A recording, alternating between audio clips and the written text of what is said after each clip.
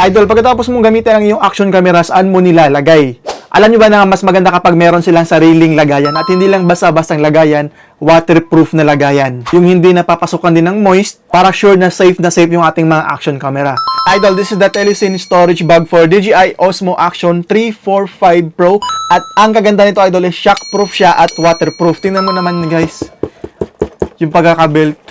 Talagang kitang-kita mo yung quality. At guys, kapag binili mo siya, may kasama siyang silica gel sa loob para hindi siya magmo-moist ang iyong camera. Ilagay mo lang siya dito sa parang may bulsa na to. At yung iba mong wires, iba mong mga cord na tulad nito, doon mo siya ilalagay sa taas kasi merong parang compartment dito na may zipper yan. Ayan. Diyan mo ilalagay. Ngayon, ang dami niyang slots. At saka guys, foam yan. Parang sturdy na foam. Yan, napakaganda, talagang safe na safe yung ating camera dito.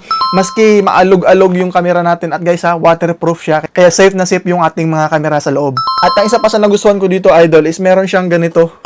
Ayan o. Kaya madali mo siyang mabitbit kahit saan. At guys, saktong-sakto lang talaga yung size niya. Talagang napaka-compact ng kanyang size.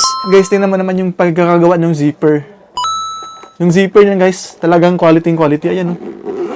Alam mo yung talagang mamahalin talaga ng mga ano. Kaya napakaganda guys na ingatan natin yung ating mga action camera. Kaya guys, kung gusto nyo rin ito guys, kung gusto nyo ingatan ang inyong mga camera para hindi mabasa, para hindi magasgas, recommended ko sa inyo to guys. Kayo nang bahala na sa ating Hello Basket lang yan. Let's go!